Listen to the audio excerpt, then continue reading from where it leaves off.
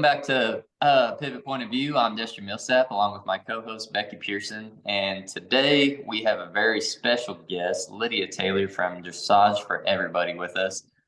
She has amazing knowledge, and she's from a different discipline. Becky and I, we're from barrel racing, team roping, rodeo discipline, and Lidia is more from the English world, but she also has experience in the Western world as well. So we're very glad to have her with us. Lidia, welcome.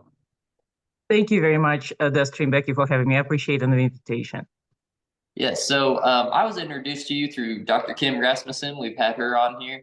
She's a good friend of mine, and she's like, you have to go ride with Lidia. She will help connect the dots for you between the horse and rider and how it all works together. And my wife and I went and rode with you, and we just learned so much. And you know how you taught us from the different cues and how to cue a horse during a certain point in the stride and everything to make it so much easier. It was just great. So tell us a little bit about your background, where you came from, and how you got the experience that you have. Thank you, and I appreciate that you and Jordan found what I teach is useful. I have a very winding road to get where I am right now. I grew up in Russia back in Soviet times. So actually I started riding in one of the state schools or state-owned riding schools. So if you imagine gigantic indoor divided on 3 sections, and each section has 10 to 15 horses going at the same time in group lessons. That was the first few lessons there. And then I transferred to riding at the very first equine rescue in the Soviet Union space. They were the who pioneered it. That was pretty cool now that I look back at it. Knowledge-wise, there wasn't a lot. Much like everybody else, you got on the horse and went out right through the woods and the fields. There's a log, you jump it, never questioning whether you have the skill to jump it or the horse has the skill to jump it. Alas, I survived. So we talk about it. When I came to United States I came here to go to college, discovered the concept of classical dressage, and absolutely by sheer luck stumbled upon Mr. Carl Mikulka, who lived close by to me. I was trying to figure out when that happened. It must have been 98 to 2000, somewhere back then, a couple decades now. At the time, I didn't have a horse of my own, so I followed him. I audited his clinics through, I was in Massachusetts, he was in Massachusetts as well, so clinics in Rhode Island, Massachusetts, New Hampshire, and we became friends. The amazing thing that I saw just by watching is horses of any background, of any conformation, of any talent, they all improved, 100% success rate. Now, Mr. Mikulka was a chief rider in the Spanish riding school of Vienna, the most amazing man that I had a privilege of knowing. And I've been so incredibly lucky to call him not only my mentor, but a friend as well. Carl was born in 1935, so right before that World War II and all that.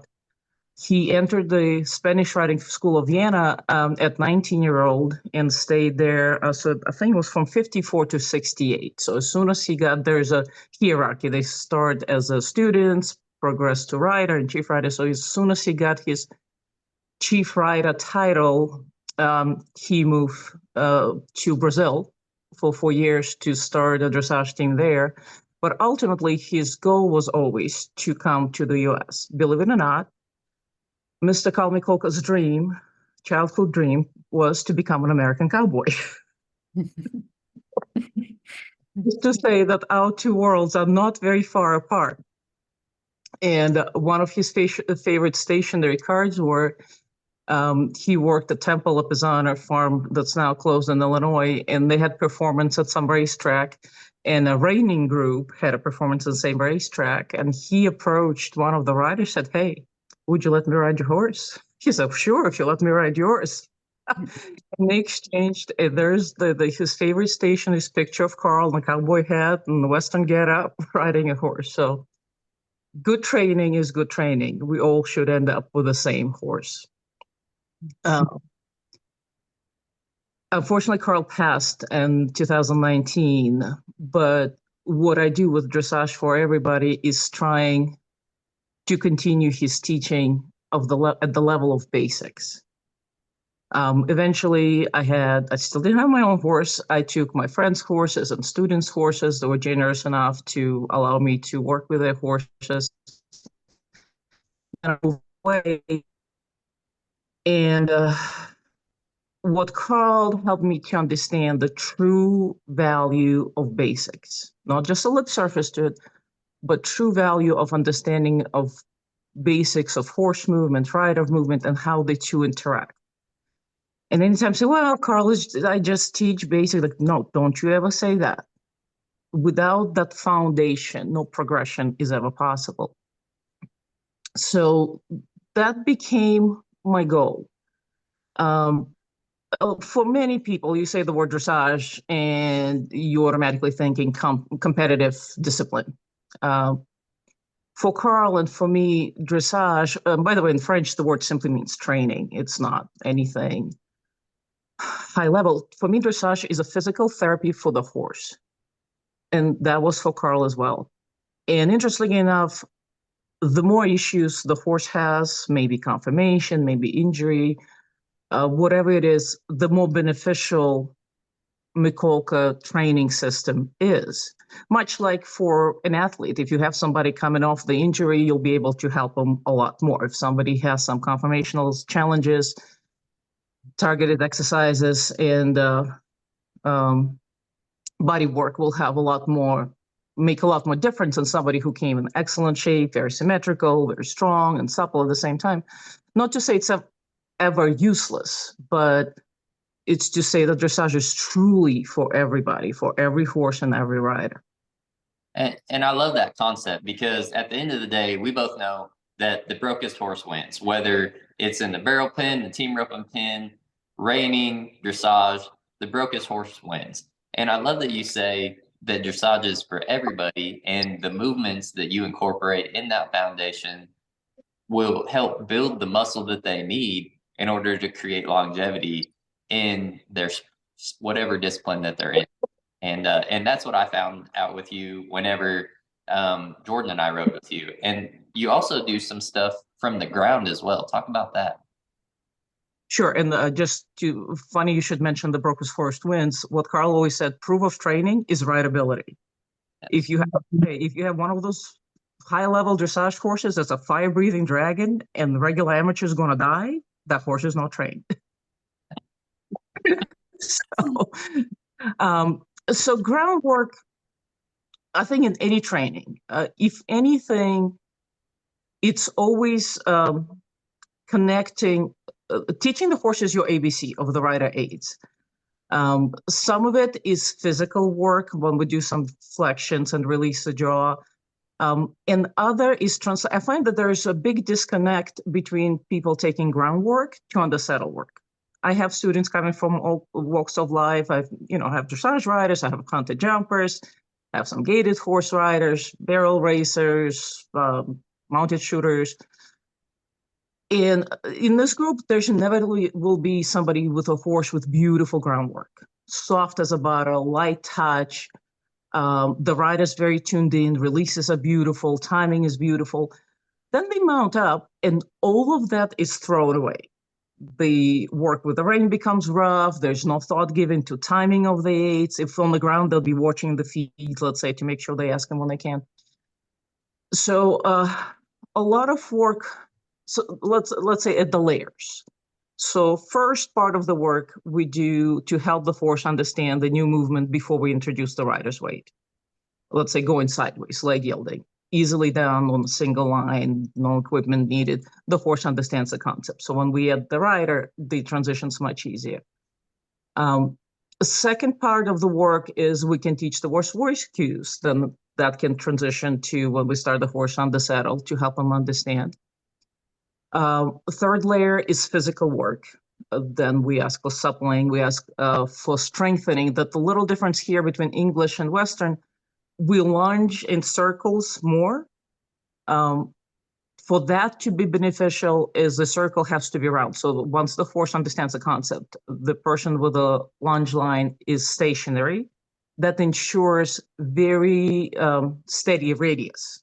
So you get true circle. You don't get more bend, less bend, no bend, a counter bend. So that even bending, that's what we're looking for, because only in the circle with even bend that inside hind leg can step under and take more weight. So it becomes a strengthening exercise. For even bend to happen, the outside of the horse have to be equally relaxed. So that's suppling exercise for the outside of the horse. So we may do more circles than in traditional Western groundwork, but they have different purpose. So again, understanding why you do the things you do, not just because, hey, that trainer did it, I should do, without truly understanding the reason, because then it's easy to overdo things. So there's a couple things there that that I found out very quickly and early in our session together. Was my horse was better one way than she was the other way, but it wasn't because she prefers that direction. It was due to my limitation. So when you said, like, hey, why is she like this? I think it was to the left. Well, I mean, I can't. So when it was a drill where we were having to turn our body a certain way to get them to cue, and I couldn't turn to the left like I can turn to the right, and I knew I was restricted there in my left hip, my left T spine, and everything else. I knew that I couldn't perform that movement the same one way as I could the other way, and you had caught that immediately. And then the other part of it that you had talked about was the timing of the cueing in the movement. So talk a little bit about those few things and how they work together. That's a pet topic of mine you landed on. So what we're talking about, rider education, that is also a multi-pronged issue. First part of education, simply understanding how the horse moves. I travel a lot, different parts of the country. I often have people coming in for the first time, and I'll always ask, well, in a lope or canter, how do your horse move? How does his feet move? And that's not a small percentage that have no idea. And those are people who've ridden for decades, paid for regular lessons, sought knowledge, and never once in decades of riding the horse, anybody pointed out you should have a familiarity with how the animal underneath you moves. So there's this theoretical knowledge of, 4 beats in the walk and how exactly what sequence the legs move, trot and canter. Interesting one is a backup. About 95 out of 100 riders do not know what's a proper footfall in a good reinback backup is. Why is it important? To know, for example, that in the lope and the canter, the horse's movement is asymmetric, right? It rolls like a wave from outside hind, the middle diagonal, and ends on the inside lead. You'll sit better knowing that there's movement that finishes with the inside horse's shoulder going forward. If you sit with your hip forward, your lope's going to be much more fluid and non-restrictive. If you don't, your seat says don't canter. The horse wants to fall out. Now you're going to go to more leg, to more spurt, to whatever else it is to push the horse through your own restrictions you just apply it upon him. The bending and turning, knowing that naturally the horse, if we just ran them out in the pen, if they want to go right, the neck's going to be counter-levered, position to the outside, and entire horse's weight's going to be inside foreleg, right? If we know that, it's very logical to assume if we look at the horse as a table with 4 legs, if he's falling in on the right front to balance it, it just makes logical sense to weight the left back, left hind to level him. But you have to, again, have this knowledge to begin with and to feel it. I find that a lot of riders never taught to feel what's the horse doing underneath them. So I think, unfortunately, in a lot of places, the riding instruction deteriorated into make the horse do something. And sadly, it's very easy to make the horse do something. A competent rider can make 2-year-old look a Grand Prix horse, again, of course, at the detriment of the horse's health. But we don't think what you discovered, how did my body influence his answer to my request? If I'm asking the horse to step over, move over to the left, well, if the right leg was down on the ground weight bearing, he can't. So you thinking he's not listening. Now you're escalating the aids. He'll move eventually when he can get in this part of the stride, but he'll be upset. You're going to be upset at him for no reason at all. And it's not a very cooperative environment. Now, logically, the legs that's up in the air, easier to reset sideways. If you wait for that moment and then ask, you'll get a response much easier. And it'll be, I want to pick on terminology here. They'll become an aid rather than a cue. I can teach the horse when I kiss, he lopes. No matter what I'm doing in the saddle, he better lope or else. Or I can put my seat in a lope seat with the inside hip forward. I can ask at the time when the horse exactly can do it, and then he understands and he'll pick it up. And I can get on any horse, even the one that's not taught to lope from kiss, and they will understand what it is I'm asking. To me, that's a difference between an aid and a cue, because aid works with a horse and understood universally, and a cue something, I can pull on his left ear and he should lope now. Yes, and it just makes it so much easier for them and helps them stay more relaxed when they understand that natural timing instead of being forced to move at a certain Exactly. time. And your knowledge in that is absolutely above and beyond what most people would know. And a lot of people just have feel, right? Some people have feel, some people don't, and they can feel that movement, and they probably naturally do some of these things, but don't really think about that timing. So interesting thing about feel, it absolutely can be taught in this event. If you remember in my lesson, I was doing a lot of now, the hind leg, push yourself now. So if you spend time with somebody on the ground helping you, you can absolutely learn the feel. It is not a magical thing. Now we're going back to realm of what I do teaching. It is perfectly fine for the trainer to be instinctual trainer. Just feel it, do it correctly. However, when the same person attempts to teach somebody else, they often cannot translate the knowledge because it's fairly subconscious for them. So understanding that training the horse and teaching the rider are two different skill sets. They're not mutually exclusive. A great trainer could be a fantastic instructor, but they not necessarily coincide. I'm far better the instructor than I'm a trainer. That ability to bring the knowledge to the student in the form they understand. For somebody, it's detailed verbal instruction. For somebody, it's a demonstration. I need to get on another horse and show them. Or often, if a timing's an issue, I'll put a set of long lines on the horse, walk behind them. I'll apply my aid so the rider can feel the line working against their body. For somebody else, kinetic learner, I just have to come in and put their body parts where I need them to go. That's the only way they'll process. Whenever the one thing I'd like to people to understand, most students I meet, they want to learn. They pay a lot of money to go to various trainers. When you pay somebody money to teach, hold them responsible. If you don't understand something, my favorite students like, wait a second, I don't think I got this. Can you go over it again? Right away. Somebody tells you, well, make the horse rounder. What does it mean? Rounder where? Hind, back, front? How would you like me to do it? To what purpose do we do this? Then the knowledge, the time you pay for gives you true knowledge when you can go home with real understanding and do work on your own. If somebody stands in the middle, barks instructions, you have no idea what it is they mean, don't throw away your money. Hold the teachers responsible. If I can't explain it to you, it's never on you. The failure of a student to understand a concept is never on a student. Because, writing lessons, nobody made you come here. You decide, you made a decision to hole out and see me. So it's on me or whoever it is you're paying to make sure the knowledge sinks in. If I have to have in my toolbox all those ways to explain it. Secondary, advocate for your horse. I just had a student ask, well, what do I do when we get to about an hour 15, hour 20 minutes in our lesson? I know my horse is done. And he gets upset. And instructor said, well, just get him in hand and keep going. But why?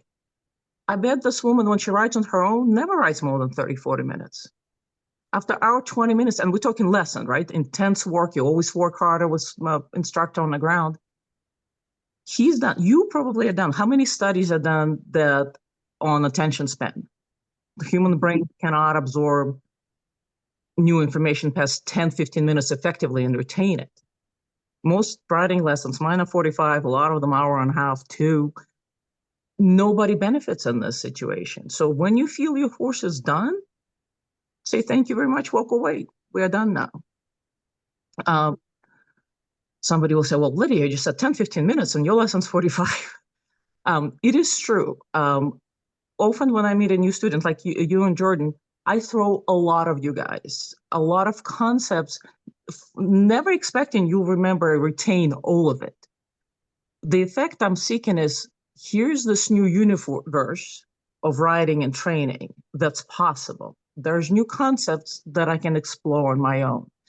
Very often with a new rider, the first lesson, sometimes 2 or 3, we don't get out of the walk because there's so much to cover in that approach when we really consider the horse, what is right for him, how to change our bodies, how bodies influence the horse.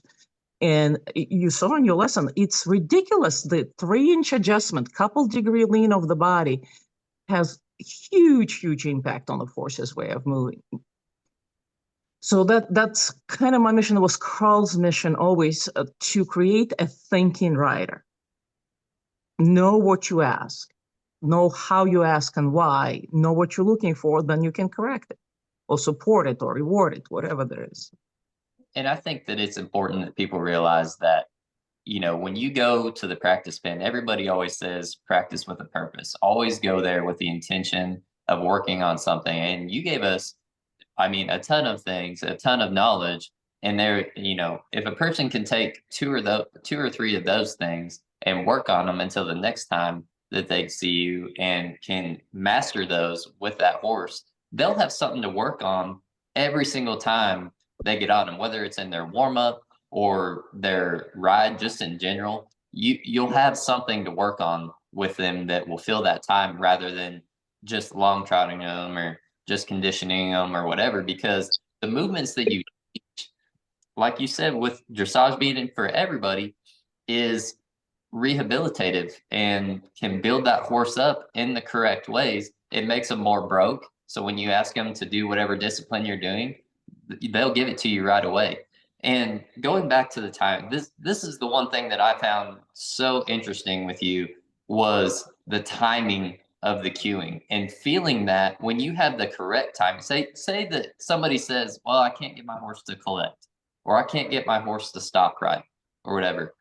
The way that you taught the timing, it was so effortless for that horse to give them those, Yes. for them to collect when they back up and things like that. And it was just one little tweak to be able to do that. One little thing. And instead of like asking them to collect with both hands, well, just ask them more with this one at this time, and they will give you that nose and back up. Or, if you hit them in the stride this time, you begin to feel when that other foot is on the ground and they can't counter arc away from you.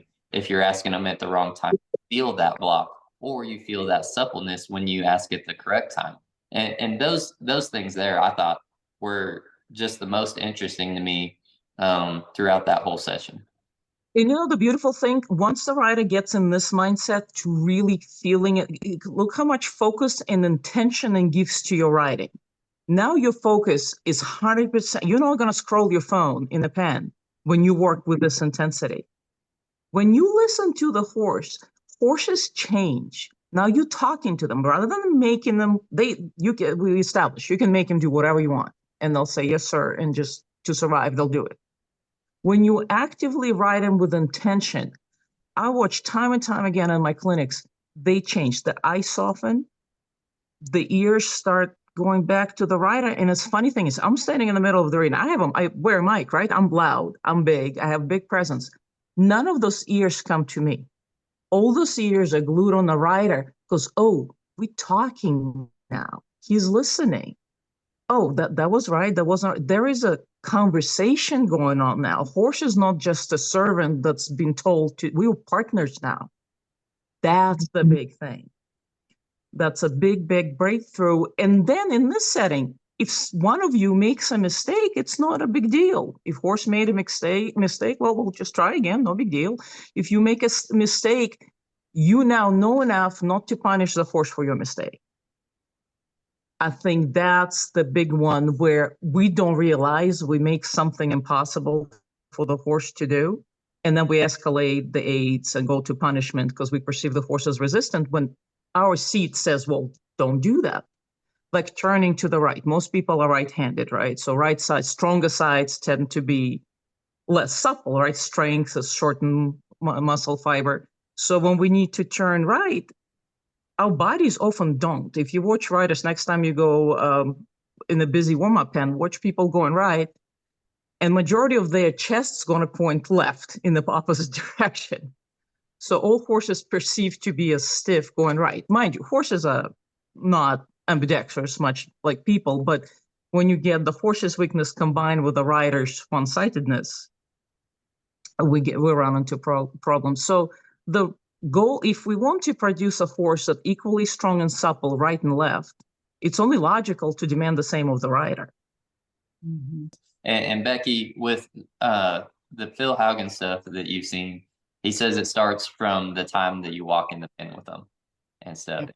And if you make it more of a conversation, you're right, it develops trust. They relax more and they're like, okay, so then you become more of a leader for your horse and they trust you more because you're leading them in a direction that they understand. Mm-hmm. And this is a very good point. Yeah, I love the concepts and you're right, Dustry. I was putting a lot of correlations with what you teach, Lydia, and you know, we do a lot of work with Phil Haugen out of Oklahoma there, and you know, I love the saying the proof of training is the right ability.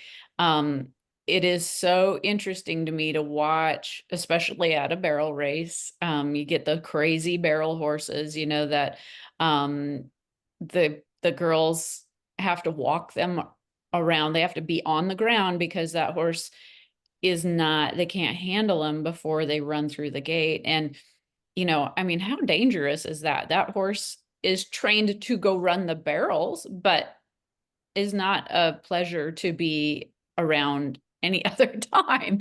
And so, you know, but they think their horse is trained. And so it's such a, it's very disheartening to me to see, and I see it probably more in the rodeo community because we are not judged on how well we ride. You know, it's always the clock. And so I think a lot of times our horsemanship really falls by the wayside in that we're just trying to be fast. And in the long run, they will be so much faster and you'll have such a better horse if they're more rideable, you know, and everything is more effortless. So right, Becky. And, you know, ideally in a perfect world would like every rider to be a good horseman or horsewoman, right? What I find sometimes to those so locked up on competition result, just you using logic. Your horse is so freaked out, is he relaxed? No, he's tense. Can tense stride equal the length of a relaxed body moving forward? Absolutely not. All this bracing, it's sign of overexcited nervous system. That's never. Do you ever watch a human athlete in this state compete? No, absolutely not. I think if we more often equated horses to athletes, but treat them with development and science that we have now. Obviously, the good horsemanship been around thousands of years, but now we have science to back it up. You know. Coaches used to withhold water from football players and give them salt tablets. We know better now, right? We know a lot better for those horses. And I do get a decent amount of barrel races too, understanding how they see turns. You know, you turn into your rein hand, it's natural to turn with it. You turn away from your rein hand, now your body sits opposite of this barrel. Now you're going to pull over with the rein. That's going to counterbend horse more, drop the more weight on the inside shoulder. Good luck getting out of this barrel. It's not going to happen. So movement is universal. There's just a set way to move correctly. I think a lot of your observation is so spot on. Once we get to money and buckles and winning, a lot of things suffer. Same in dressage competition, English dressage competition. I think it helps to really roll back to work. If that barrel horse was actually range working horse, nobody would tolerate this behavior, ever. It is just not acceptable. Mhm. Same with English folks. Sometimes they come in and the new rider comes in and they'll require two people to hold the horse down to mount. I stop them. I am not comfortable with my rider getting on a horse that will not stop still for mounting. We do groundwork, some whatever we need to do for the horse and rider, start conversation before you swing your leg over, because bad things gonna happen. Yeah, safety for sure, for sure. The other thing that you touched on, like, I really feel like the best teachers of these things are the people that are not naturally gifted, because they've had to overcome and kind of struggle and figure out what it takes to do that. So I think so many times the people that are less naturally talented are the better teachers, because once they've mastered that skill, they've had to put the work in, they've had to figure out and break it down as to what it takes to master that skill. So I think that was a really good point. Sometimes people will go to the person that is the most successful at the moment, go to the hottest trainer for lessons or this or that, but it may not be the best teacher to teach you what you need, because that person might be so naturally gifted, they don't quite understand what it takes for somebody that isn't as naturally gifted to do that. And that's exactly the reason why elite athletes don't always make elite coaches. Yeah. They already had all the strengths. They don't know what needs to be done to get the person to where they started. Somebody's end of a career, they'll be blessed if it was a starting point of the truly gifted athlete. And I'm that person. I'm a very mediocre rider. I did not come from horsey family. I did not ride 8 horses a day. The good news is it's possible. Progress is possible. Even if you can only make it out once or twice a week, if you have truly understand what it is you're asking. Half of the time people show up and they meander around the arena. And I ask them, well, did you decide to go 6 feet off the rail or did the horse did? And they startled because they didn't even think about it. And there's disconnect with groundwork. If you were leading a horse, would you let the horse meander all over the place? Absolutely not. Right. So and they get bored. They talk about, oh, I get bored working in the arena. It's because they're not paying attention. Because there's so much you can do. And if you're paying attention and pushing all the buttons on your horse, like making, being purposeful, like you said, like you can't get bored if you are paying attention to how that horse is responding to your cues and putting him through maneuvers and their response to your body and reaction, and making sure that your timing is right. You won't get bored. Yeah. In having a plan, again, looking at this as your horse's a personal coach, physical therapist even. Because let's face it, a second you swing up in the saddle, it's a weight-bearing exercise for the horse. When you go to the gym, there is no kind of okay way to do things. When you lift weights, it's either right and it's beneficial, or it's incorrect and it's over time leading to injury. The same for your horse. You can extend the longevity great deal if you pay attention to this. Rehabbing horses, let's say horse comes in with after left hind injury. Well, I can choose then to do my first jog, my first trot sets. I'm going to go to the right, leaving that left hind on the outside, carrying less weight. And then maybe when I put them to the left, finally, I'll choose to rise the trot, but I'll rise the trot with the inside shoulder and outside hind. So that left hind that's weak, it's on the inside, but at least rider's body don't compound the movement. There's a bunch of other movements we can do. So again, understanding the horse's movement, understanding rider's influence, then I can choose exercises I can do. The simplest one would be to ride walk to or stop to hold, specifically stopping him when that left hind just hits the ground. This is most underneath center of mass that hind hoof's going to be. So the horse will stop with that left hock kind of forward of the point of buttocks. It's a weight-bearing stance with zero concussion. We just walked and stopped. You ride a few of those, that's your beginning of rehab. So again, back to lack of rider education. We don't understand, sadly. And again, those are people who are paying actively for lessons, often over decades, have no idea how the horse moves. They have no idea the purpose of exercises. Dressage people are sometimes the worst with that. And they have no idea how their body interferes or helps the horse's movement. So no wonder you're bored. You got divorced at this point from your horse.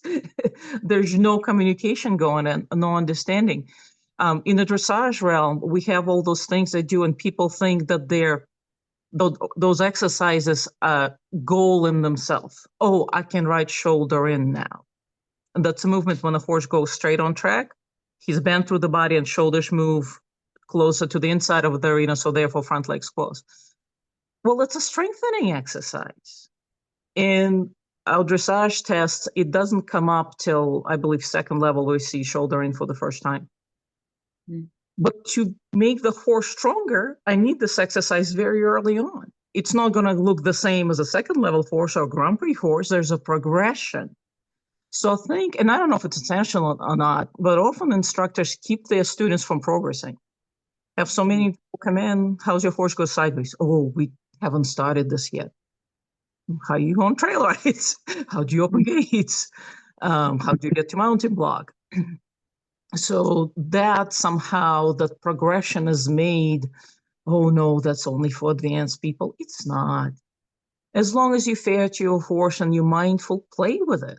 If you never did canter, lope out of standing still, why not? Go try it, see what happens. Again, disclaimer, only knowing how to sit and how to ask. You have this understanding, play with it, and you know what? It's easy. It comes. It's not nothing magical in it. Nothing. It's not a rocket science. It's not easy in execution, but in the concept, it's simple enough that I think a lot of riders just forgot that it was fun at some point. I agree. We talk about focus. We talk about paying attention to the horse as it moves, and putting these buttons on them really helps you when you have a horse that's naturally gifted and something doesn't go right. But as you learn to feel them when they feel good, you also learn to feel when they feel off to a whole nother level. When you learn to ride each leg, like you said, and feel them stop on one leg versus the other, and you're that in tune to them, you can pinpoint exactly where they're off at that point. And you have to pay attention. You have to be aware of those things, especially if you're coming off a long week or a long season, and you get back on them that week after you give them a day or two off, and you can feel where they're at. You can feel, okay, is it just a little bit stiff, or no, they really can't do what I'm asking it, and it won't be, even if it's subtle, you will still feel it. And then maybe get on them the next day. Okay, they're warming up out of this better and stuff. I think we're gonna be okay. Maybe they were just a little bit tight and sore, or today it's worse. Today this feels like they're really short on this side or tight on this side or whatever. And so being able to pay attention and learn to ride each leg, like you're talking about, brings a whole nother level to being able to know your horse and how they're feeling. 100%. You become your horse's, again, as a good physical therapist of your horse. You know your normal ranges, and the second they're not, you're diagnosing the problem. Now, you can not only just say, okay, take it under advisement, let's say right shoulder stiff. As your education as a rider progresses, you can say, I can add this warm-up exercise to my walk warm-up. See if I can help supple it. Again, not just the walk. There's not a lot of concussion. Then see, oh, that improved. Okay, soft tissue injury, not a big deal. He's soft. So effectively, you can massage your horse from the saddle by picking appropriate exercise that's going to engage muscle group that you need, or lengthen it or shorten, whatever is needed. So that's a big piece of a puzzle right there that you mentioned. Secondary, having discipline not to drill, particularly with a sore horse, right? So the golden rule that the Carl taught to me, you do everything in sets of 3. Let's say that left hind didn't want to take weight. We tried 3 stops into it, and it's not. You don't continue to drill it till it gets better. I'm going to walk away probably after the first or second, do other exercises that are going to address the problem area, and then we can come back to that. But never, if you, what's the definition of insanity? Keep doing the things you do and expecting different results. So if the horse having trouble now, but if you keep doing the same thing, it is not magically going to get better. So you can take the time off and fix it. Again, looking at the human athlete. If somebody came in and they squat under the bar with a hip riding to the right, which means their right hip tight, you're not going to make him do 20 reps in a set. You're going to go and assign hip airplane, something. Exercise is going to mobilize the hip. Then you're going to put them back under the bar to retest. So again, taking horses are athletes. Their body function much the same way. You know, you can't force it through. I mean, the problem is that you can force it through, but it's not going to give you long-term results you're seeking for. Plus, it negatively affects horse's mental state.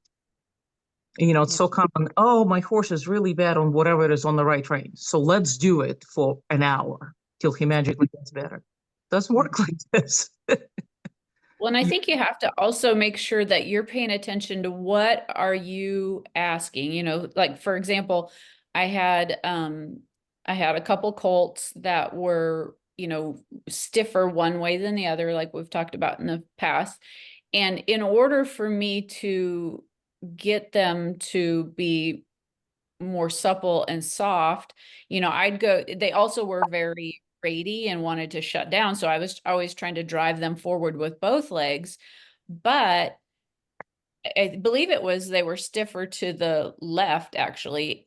But if I could take my right leg off of them a bit, and I'd have my inside leg on them more as we go to the left, it actually freed them up more than me just trying to keep them driving forward with both legs. And so I think, you know, being in tune as a rider as to, okay, what kind of a change can I make in my body to help this horse a little bit more, and playing around with these small adjustments and then seeing how they respond to it. You know, so for a while, I just had to make sure when I went into a left turn with my horse, I had to make sure I was very conscious of keeping my right leg out of them, because I was essentially blocking that right rib cage on that particular horse. After it got better, then I could work on going, you know, keeping more forward motion and a little bit more with both legs. But in the beginning, I needed to make adjustments to me to help that horse, because obviously he wasn't getting my cue the way I had thought that I was giving it to him. So I just picked up 2 things there that you said. First is sometimes horses who are particularly stiff, or maybe it's injury related, or they're coming off, sometimes in the weaker side, correction has to be not subtle. It has to be a big correction to get a big reaction, because subtle adjustments take a lot of strength. They don't have that yet. I rode a horse like that too, yes. So basically that horse had to be bent left 100% of the time, because it's collapsed so much on the right that it had to be done for almost a year. So that's a very good point. And second, exactly because you're so aware of your horse's movement, this is exactly the way I would have ridden the. If they stiff on the left, so you're looking for the bend left. Mm-hmm. Why do we need the rib cage swinging right? Because rib cage swings away to allow that left hind to step forward. That's where the bend comes from the inside hind stepping closer to the inside shoulder. Therefore, you did exactly what I would have done. You encouraged more transaxial rotation in the horse's spine to swing the belly out to allow inside hind to land under. So yes, too hard of the outside leg would have blocked it. That's exactly right. I'm a visual learner, so I saw the whole thing in my head as you described it. You know where I see it a lot? When people ask horses to sidestep over the pole or just go sideways. And let's say we're going right. Inevitably, so I have to use my left leg to drive the horse sideways. Majority of the people will hang all of their body weight over that left leg they're using. Well, if I'm moving my horse to move right, but I'm throwing all my body weight opposite direction, it makes no sense. So yes, then we go to heavier leg and the spur, versus you just set up and let the horse with your body weight. So my teaching approaches evolve obviously continuously. So latest thing would be the easiest correction, a visual I can give to the rider. If you're on your 2 feet and I ask you to shuffle to the right, where would your weight be? Your torso will be upright and centered over your right hip. And it's funny, the second they make this correction, the horse stands up under them and just flows the direction he's asked to go to. So just because you see 9 riders out of 10 hanging off the opposite side of the direction of movement doesn't make it right. As you said, sometimes we fall, well, everybody's doing it, must be correct. So, yep. Well, this is where that higher level of that conversation with your horse comes in, because they move as you move. And so as we look at where people are hurt or where they're stuck tight, that's typically where we found where your horse is stuck or tight or where they don't move very well. And so that relationship, I think, is underrated. And it's almost like they try to mirror everything that you're doing in the saddle. So all you have to do is move your body to how and where you want to go, and they will try to mirror that, unless Absolutely. and they're weak or whatever, and they need a little bit of help. But typically, they will just try. Like you're right. It would be unnatural for a horse. They don't want you to fall off, so why would they try to suck out from underneath of you when you're Right. asking them to move away? Well, they're like, well, don't you want to stay in the middle of me or what? Like they're probably incredibly confused by that.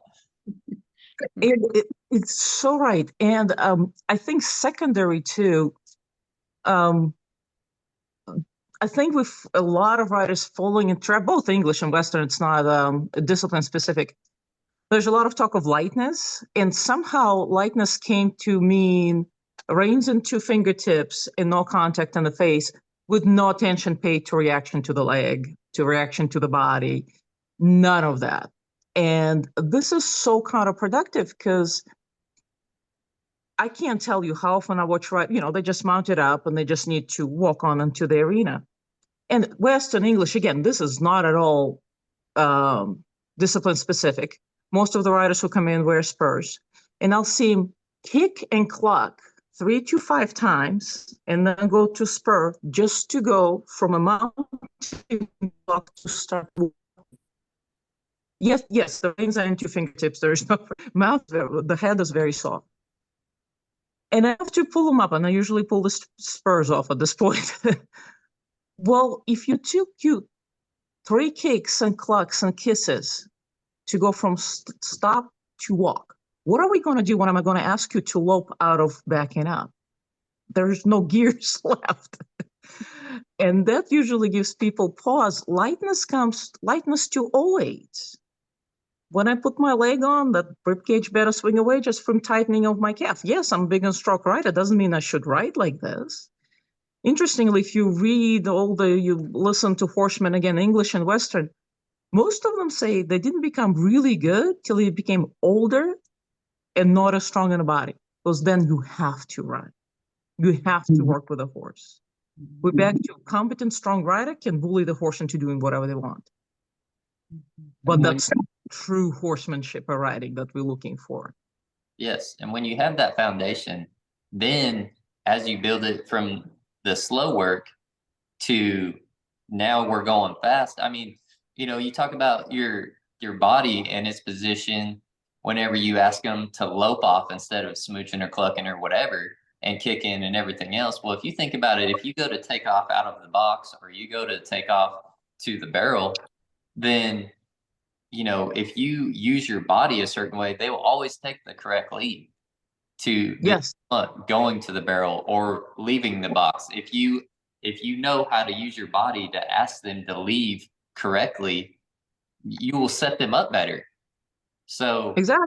I think that that's something as well, that just like the smooch cluck, hand release, all that stuff is disconnected. But if they leave collected and they leave in the correct lead, it's just a way better setup every time. Exactly. Riding the horse's body. Just watched the video where a biomechanics expert, I think the woman teacher at the college, gave a lesson on her good dressage horse. And in this lesson, they'll mention and jiggling the reins and where to put the leg. And never once was mentioned what to do with the rest of the body. Where do the hips go? How do the abs engage? How do the lats engage? Horse was hollow and behind the bit the whole time. Technically I'm doing biomechanics too, but to get the rounding, it's moving the rest of the horse's body. It's getting that inside hind under, getting rid of the tension so the back can come up. Then the face falls on the vertical. I have a student that rides with me in Iowa. Hi, Carrie. She rides a horse bitless in the English side pole because he has previous trauma, just cannot tolerate the bit. He was gorgeously round, what we call on the bit, right? The neck coming, withers lifted, neck arched forward, pole relaxed, therefore the nose falls close to the vertical, but slightly in front of the vertical. She didn't have a bit to touch and jiggle. She had to ride the hind leg and the back and work on her seat really, really hard to allow her 20-year-old horse look like he could enter the show pen and clean up right now. And even with the second, again, remember, no bit, they were walking around. The second her hand stopped following, and there's virtually no weight in the rein, he would stop his head, there's no more head bob, and shorten and flatten his walk. So that following hand, another pet topic of mine, learning, find the connection at the walk. And we're talking snaffle, the curb bit is a little different. It's so incredibly difficult because, again, everybody, if you look at the horse, they have head bob when they walk. The bigger the walk, the bigger the head bob. That's the way the horse function. The only exception would be exceptionally collected walk. When the horse really, really sitting on the hind end, that head bob will diminish a lot. Yet you watch riders and the hands don't move. Well, if the hand doesn't move, what does the horse have to do not to get hit in the mouth every stride? They still their head. If they still their head, that diminishes amplitude of the whole walk. So now we have a little tiny shuffle. So finding that, if we talk in snaffle in the contact, a lot of people, how many lessons heard, take up some contact, English in particular. The thing is, the rider cannot take contact.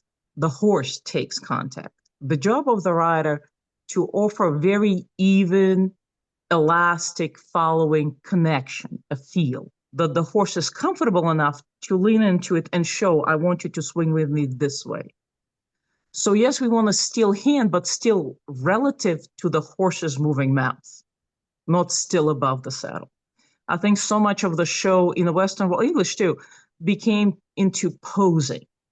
So if the picture of correct riding is this, therefore the hand to be still. Well, picture is that moment of time. The next picture would have showed the hand moving forward with the hand, with the horse's head nod and back. And again, this is a very, very physically difficult skill. Establishing good connection of the walk is the most difficult one to do that. And I think that's what created the whole army of people that of opinion that bits are absolutely evil. Because see, every time I pick up the bit, my horse becomes hollow and upside down. Well, because you're not sitting right. Your hand, your lines are incorrect. You're not following. He objects to you not doing the right thing with the bit. A rider with a good seat following the horse's mouth is a beautiful thing. It doesn't have to be short. I can be, the horse can have his nose by his knees, and I can still have that connection. I can still feel his jaw. So his jaw can still feel his hind legs. So sometimes, again, we're back to lack of rider education on many levels. And then, the whole system of bits gets thrown away. And we had a bit maker on here a few weeks ago, Cameron Schoenberg, and he talked about the way that each bit worked, and understanding that, will really help your hand and stuff, and understand, why am I putting this bit in this horse's mouth? But you're right, and you connected the dots for me on what muscle is being activated, what muscle is restricted, why we need specific mobility here or strength there. It's specifically in the lats. I mean, I feel like training in the lats gets overlooked so much, and it's so important for posture and everything else. But in riding, it's incredibly important. Talk about the importance of the lats a little bit.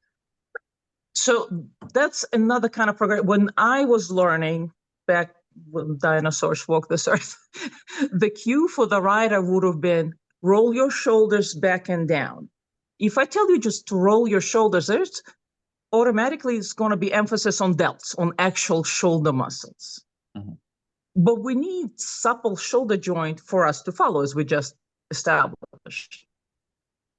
So the reality, it's one of those things when somebody tried to elicit action by just seeing end result. What they were seeing, shoulders back and down, not because you shoved the shoulders down, but because you engaged the lats. And for the riders at home, the easiest way to do it, just imagine your shoulder blades flat against the back of the rib cage, pulled together and down. And that's instant support to your core muscles, antagonist to your abs.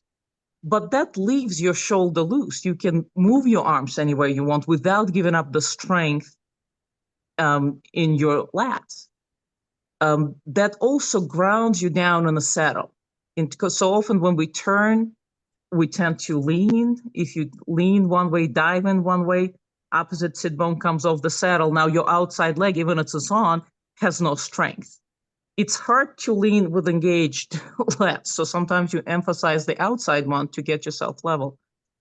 The same with use of abs, for not so much for male riders, male pelvis built entirely different, but women tend to roll on their crotch, just the way the femurs are set in the pelvis and the hip socket and the way the pelvis itself built, we tend to roll down. So of course, everybody understands you need to have pelvis vertical and neutral. If just the cue, to my existing students, I will say, tuck the tail under. New students, I will not, because if I just say that, tuck the tail under, the first reaction is tighten the glutes to posterior tip the pelvis. If you tighten the glutes, you just push yourself out of the saddle and created a layer of tense muscles between your sit bone and the saddle. So, well, how do we get to that neutral pelvis? There, you need to engage lower abs and pull the pubic bone up and forward to roll the pelvis back on the sit bones without tightening your posterior chain. Glutes, hamstrings needs to stay relaxed the whole time. So, and that's on the instructor. This is up to the one who's teaching to make sure the correct muscles are firing. Like when we want the leg lie flat against the horse, rotated in, right? People ride with toes out. If I just tell them turn the toes in, that puts terrible amount of torque on the ankle and the knee. They're going to be sore. The better cue would be take your heel away from the horse. That tends to rotate the entire leg. Better yet, I'll first look when they've come in the arena. I'll look at the rider. I have a student that walks with toes out. That's the way she's built. I would never expect her to put her leg parallel to the horse's side. I'm going to destroy her joints, all of them on the leg. So again, we fall back to human athletes. The toe should always be pointed where your femur's pointing, right? Right toe right under the knee. And for some people, it's straight, out 45, 50 degrees. Other people can keep it parallel, narrow squat. You look at your student and you work with their conformation. That's another limitation I see of instructors. They don't know how to work with a student that's different than a textbook or just regular person. I could have a student come in and then maybe they're a little on an age and I'll say, well, this hip is bad. I can't move it. So I have to prioritize what's more important, how we're going to offset, because obviously we have the whole Paralympics, para dressage, people ride without legs, without arm. It's possible. You just have to know how to approach and match this horse rider system that makes sense for their particular situation. Normally with new students, I will ask any restriction on the horse, and I'll ask, do you have any restrictions? Maybe there's ankle stiff, so we'll have to compensate somewhere. So instructor education, I guess, plays a role to see all this. Again, connecting those dots, understanding how the body, when it needs to move, why it's important to strengthen the entire body, to have mobility throughout the entire body, and at what point that's important when the horse moves. And the way that you described it, of you have to meet each student and each rider and each patient right where they're at. You're not going to make them into the ideal posture. You just have to make them good at the posture that they are and strong in the posture that to have the most advantage. You're not going to completely change every single person's posture, whether it's long-term or overnight, but you can make them more advantageous with what they already have and get there a little quicker if you do that. Correct. And sometimes we even run into a problem. Horse may not have any issues. The rider may not have any issues, but there's such thing as a fit of the horse and rider. If I have a shorter rider on extremely wide-backed horse, their knee falls above the horse's barrel's widest point. There is no way this person can sit with classical seat with their feet underneath them, because to do that, the leg will have to come over the horse completely. So we'll discuss it with the rider and say, listen, on this particular horse, you can't help but sit in a chair seat, not with the feet slightly in front of the balance line. But knowing that we prioritize your seat from the saddle up, you have to be very, very conscious of your alignment.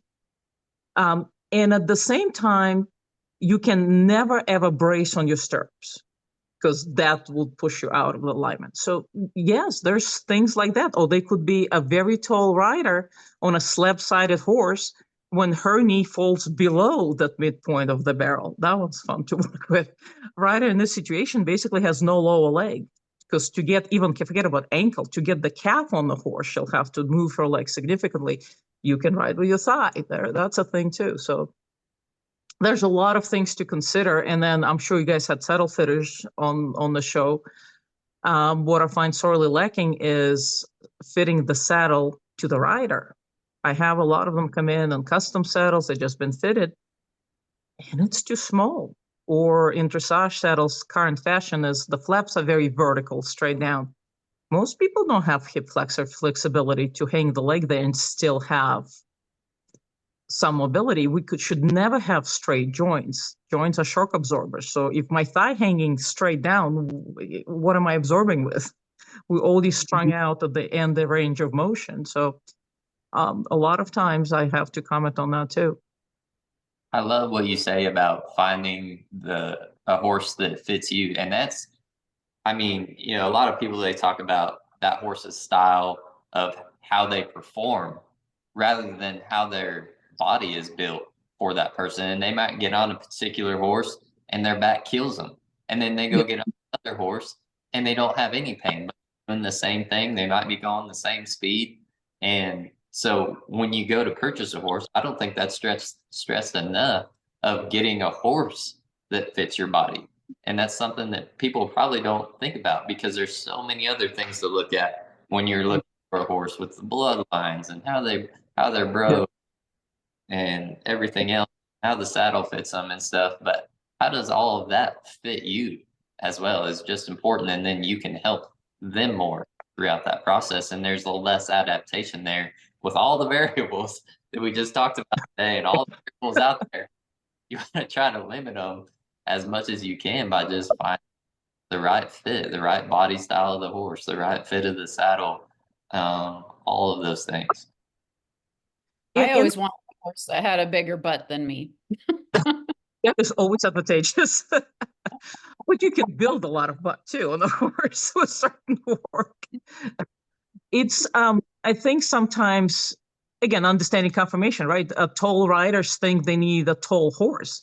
They really don't. You get a Morgan or a quarter horse with a well-sprung rib cage, that takes up a lot of leg. You can be on the same 15 hands and your feet will not fall below the, belly of the horse.